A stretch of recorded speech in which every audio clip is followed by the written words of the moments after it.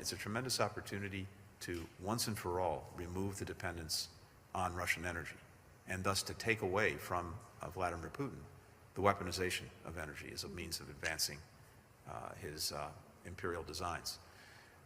That's very significant, and that offers tremendous strategic opportunity for the years to come. Но англосаксам уже мало санкций. Они перешли к диверсиям. Невероятно, но факт.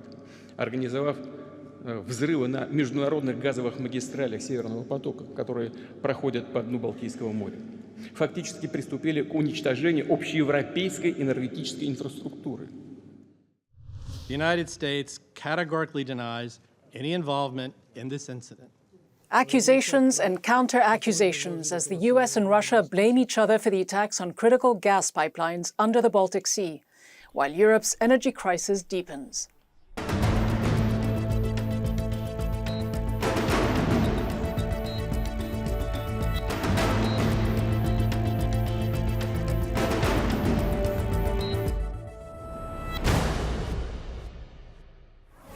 Hello and welcome to Inside America with me, Ghida Fakhry.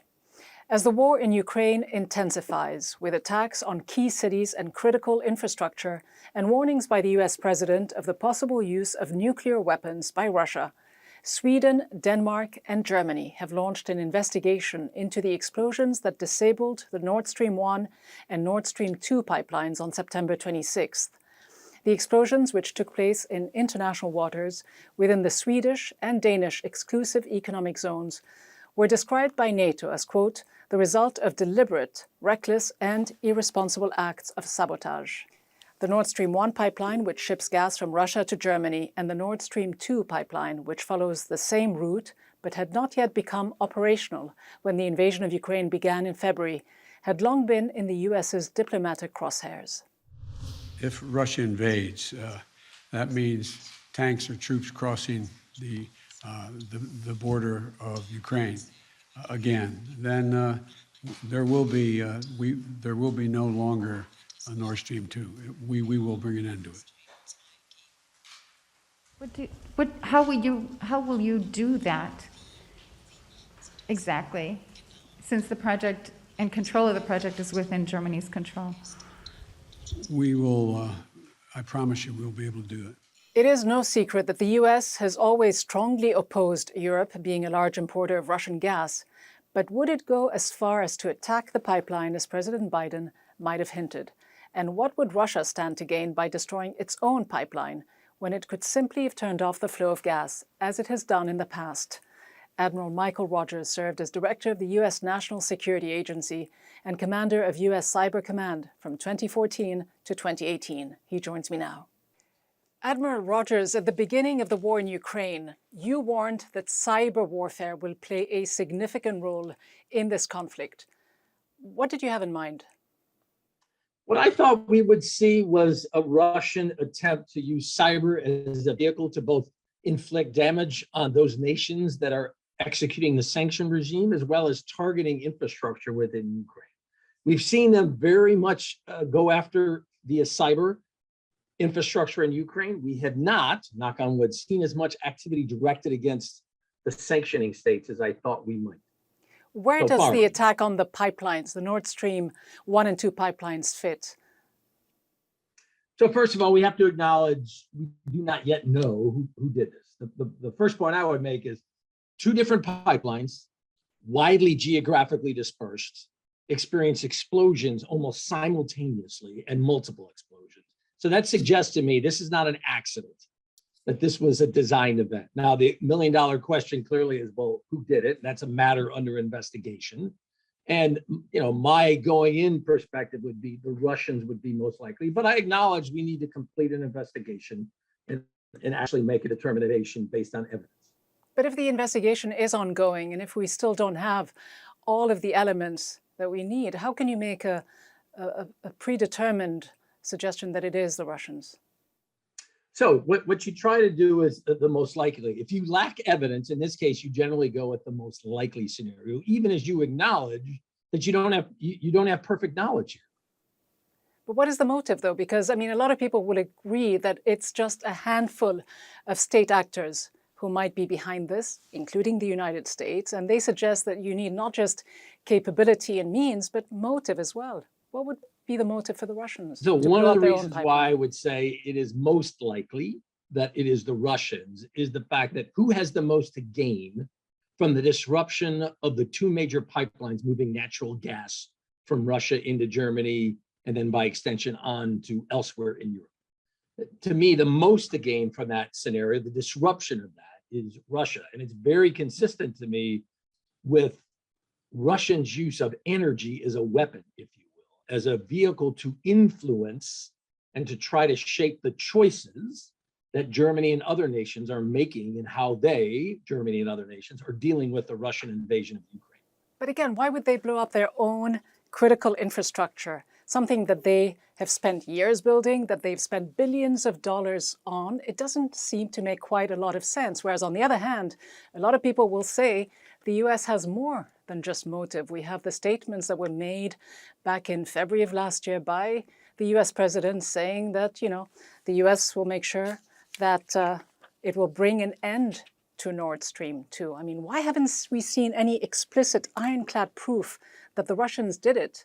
If, as we know, remember, it is US currently under helicopters based in investigation. Gdansk in Poland were seen circling over the area. So it's clearly currently a matter under investigation, and investigations take time. The incident occurred the 26th of September, so we're in the second week afterwards. Now, the idea that the United States would do this, I find quite literally preposterous. It would be totally inconsistent with the relationship that the United States and Germany have had over time. It would be totally inconsistent with the values that our two nations have expressed in the face of this Russian aggression against Ukraine. And it would be totally inconsistent with this idea that, look, at this time, we want the NATO alliance, we want the relationship between the United States and Europe, and we particularly want the relationship to Germany and the United States to be close. Why the United States would want to endanger that makes zero sense to me. I just find this, is it possible? Yes. Is it likely? No. And I find the notion. But what could it be? If it is a false flag operation, I mean, Russia has denied its involvement. But let's say if that were the case, Russia would have disabled at most 1 out of 4 pipelines, wouldn't it? And it would probably have done so not so close to Denmark. It could have also have turned off the tap. Wouldn't that have been much simpler?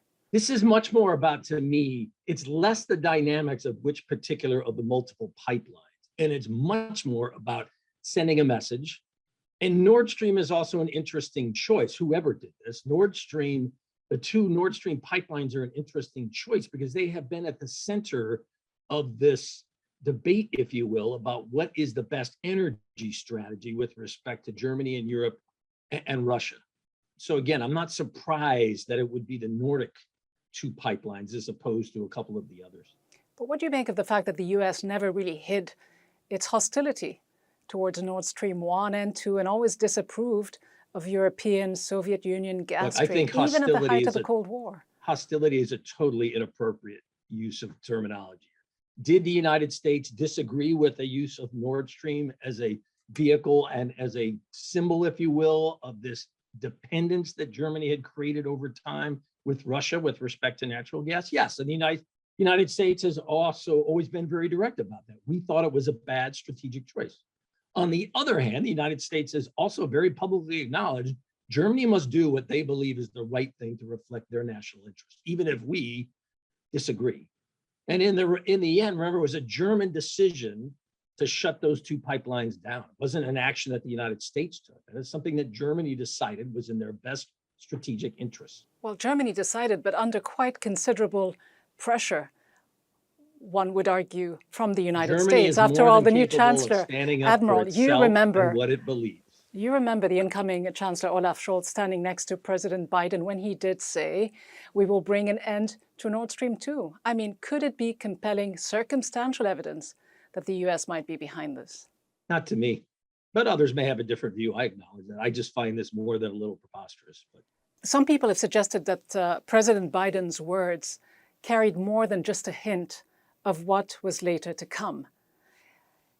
It is, after all, the President of the United States saying that the US will bring an end to Nord Stream 2, one way or the other. The question is, if Putin had said that Russia would bring an end to, say, the Baltic pipeline in the North Sea between Norway, Germany, and Poland, and if an act of sabotage, if an attack took place later on, wouldn't he have been viewed as an obvious culprit? I don't think the idea of equating the words of the United States and Russia, in the case of Russia, this is a nation state that has engaged in sabotage, manipulation and disinformation, assassination, jailing of opponents. They have a history of very aggressive actions. The second point I would make is, why would the United States want to endanger its relationship with Germany, one of its most important partners in Europe and in the NATO alliance structure? How would that be in the United States' best interest? Let me ask you this It wouldn't be. Let me ask you this, though. It was puzzling for many people to hear the Secretary of State, Antony Blinken, use the words tremendous opportunity when this blast happened. I mean, shouldn't any attack on critical infrastructure be a serious concern for the US rather than a tremendous opportunity? What do you make of this choice of words? I don't think that he was trying to say that it's not a concern. I don't want to speak for Secretary Blinken, but as I heard his words, I thought he was saying, look, what has happened has happened. Therefore, we need to step back and not only figure out why, how, and who, but we also need to ask ourselves, so given this event, what are the strategic implications? And how do we try to maximize benefit in a situation that is not a good? Look, we are watching massive amounts of methane gas leak into the Baltic Sea and the atmosphere. That is not good. And where do you think, I mean, as you say, there's the environmental impact, there are the repercussions when it comes to energy security for Europe as well, moving forward. When you and I met a couple of weeks ago in Germany, the war seems to have been in a different phase. Are you concerned at all that the tide of popular opinion in Germany and in other European countries could shift? The pressure is mounting on many European governments. They realize their sanctions have not changed the course of this war. To the contrary. And people are now paying hefty economic bills. Could it shift into a growing anti-Americanism? Could it? Yes, and I as well? think clearly that is what Putin is hoping for. Putin believes, my opinion, Putin believes that his greatest source of strength right now in the current situation is not Russian performance on the battlefield in Ukraine, but rather, does the pressure start to build on these nations? There's almost 35 or so that have enacted this sanctions regime. Does the pressure build on these nations to the point where, due to energy costs, inflation, supply chain disruption, economic pain, does that result in domestic pressure on governments to back off, if you will, on those governments' pressure against Russia in response to the Russian invasion of Ukraine? That is what Putin is counting on. So clearly we're going to have to see. The next 5 months are going to be very critical as we head into the winter. You're already seeing almost every major nation in Europe experiencing significant levels of increases in energy costs. Admiral Michael Rogers, retired 4-star Admiral and former Director of the National Security Agency. Good to see you again. Thank you so much for making the time. Thank you. Now, while Sweden has announced that it will not allow Russia or Gazprom, the Nord Stream operator, to participate in the ongoing investigation, and said that it will not share its findings with Moscow, Germany has joined Sweden and Denmark in their investigation, which has confirmed that undersea explosions to disable the pipelines had indeed occurred. But the accusations that have flown back and forth underscore how perilous the current geopolitical moment has become, with Joe Biden recently raising the specter of nuclear war and Vladimir Putin saying that the US had set a precedent for the use of nuclear weapons. Joining me now to discuss all this and more is former US Undersecretary of Defense, Stephen Bryen.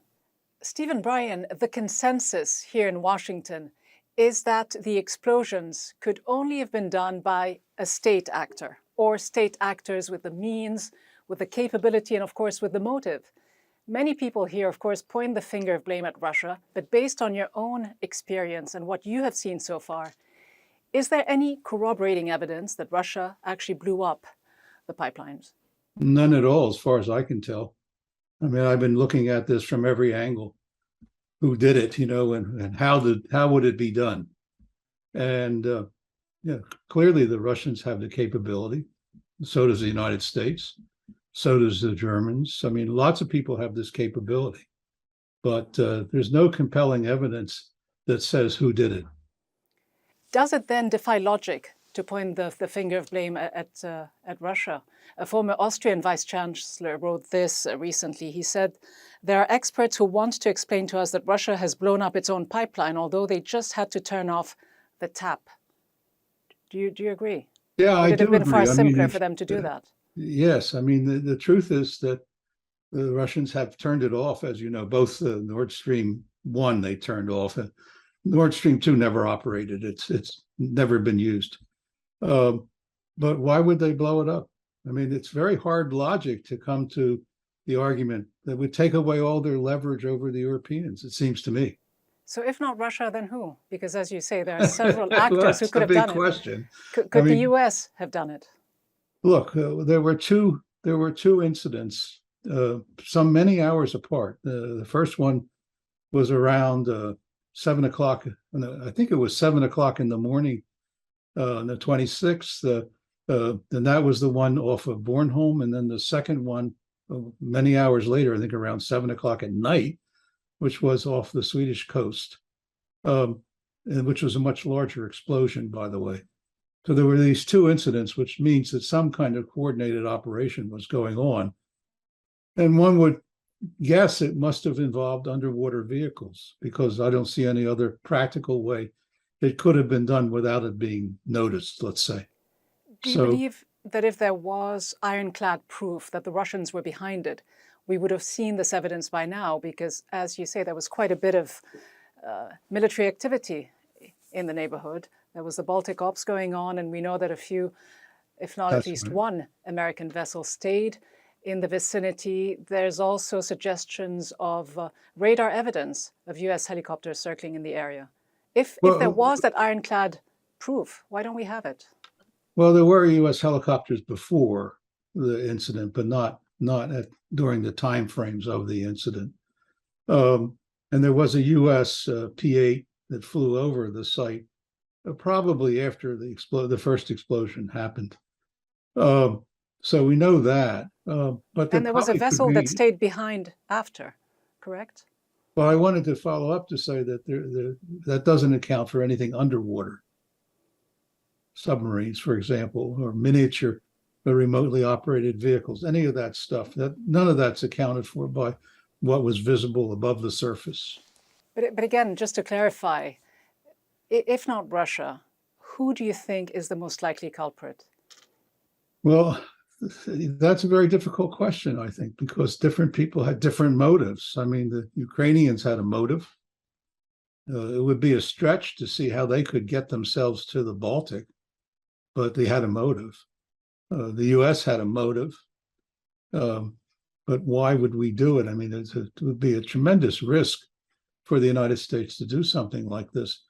And the only thing that concerns me and disturbs me at the same time is the argument that maybe the U.S. wanted to take away Moscow's leverage over Europe, because they were worried that there was an increasing movement in Europe against supporting the Ukraine invasion, or operation rather. So it's possible that could have been a motive.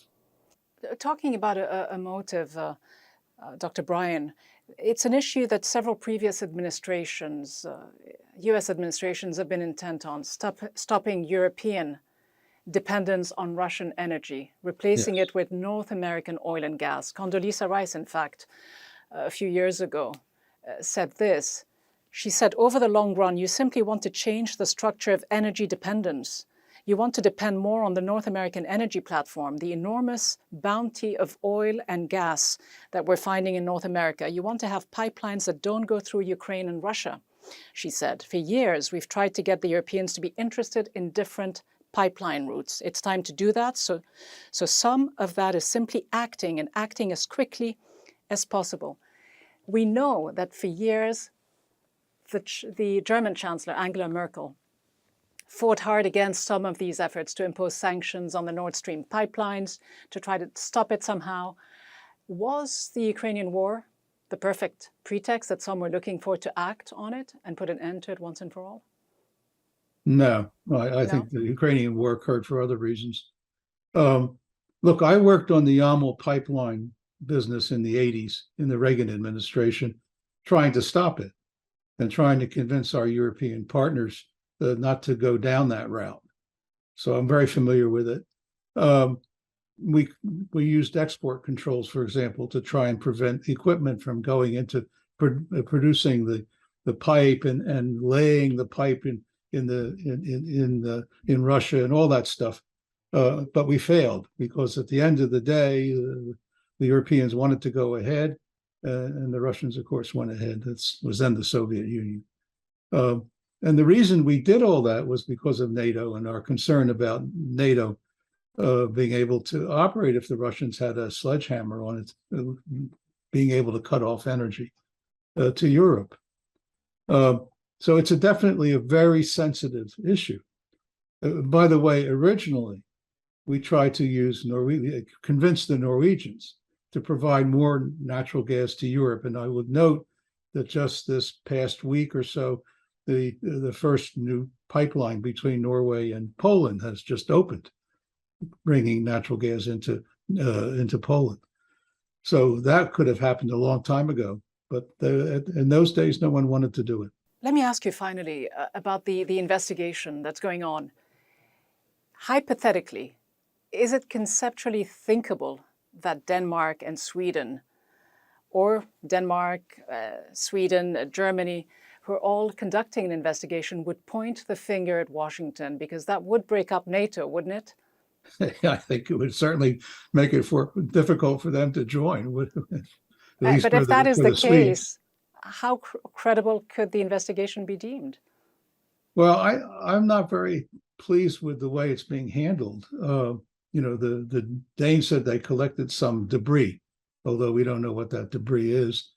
They've told us nothing else about it.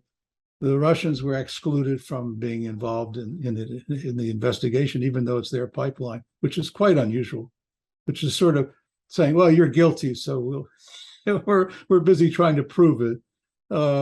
That's how it looks to the outsider. So do you think we'll ever find out what happened to that pipeline? Well, you know what happened to it. It was blown up. By whom, though? That's the question. That's the question. But I mean, we know they were blown up in two places. The first explosion was fairly small. The second one was much larger and did more damage. By the way, one strand of the pipeline did not get damaged and is still there. And that was Nord Stream 1. It probably can be operated. So I take it you don't think we'll ever really know officially who was behind this?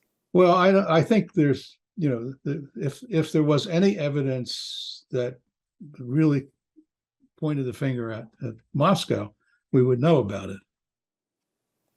All right. Stephen Bryen, former Deputy Undersecretary of Defense for Trade and Security Policy in the Reagan administration. A pleasure to speak to you. Thank you so much. My pleasure. Now, if there is a consensus on the attacks on the Nord Stream pipelines, it is that a state actor or state actors are behind it. In their coordinated response, the US and its NATO allies quickly adopted the term sabotage, which is defined by the Cambridge Dictionary as, quote, to damage or destroy equipment, weapons, or buildings in order to prevent the success of an enemy or competitor.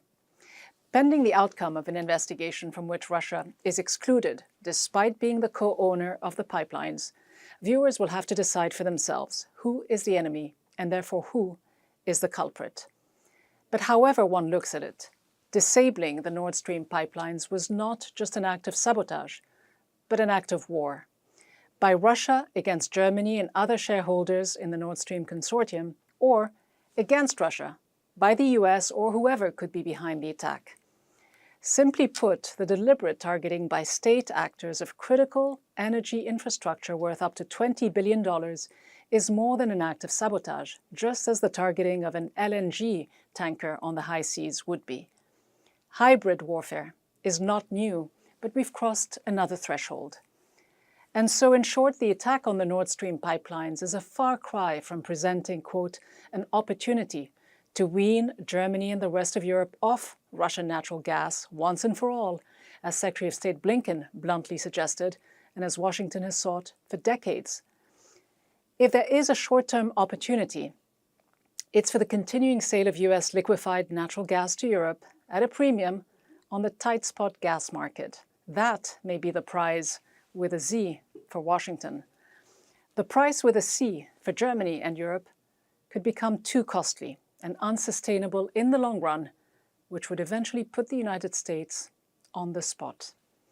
That's all from me, Ghida Fakhry, from the team in Washington. Thanks for watching.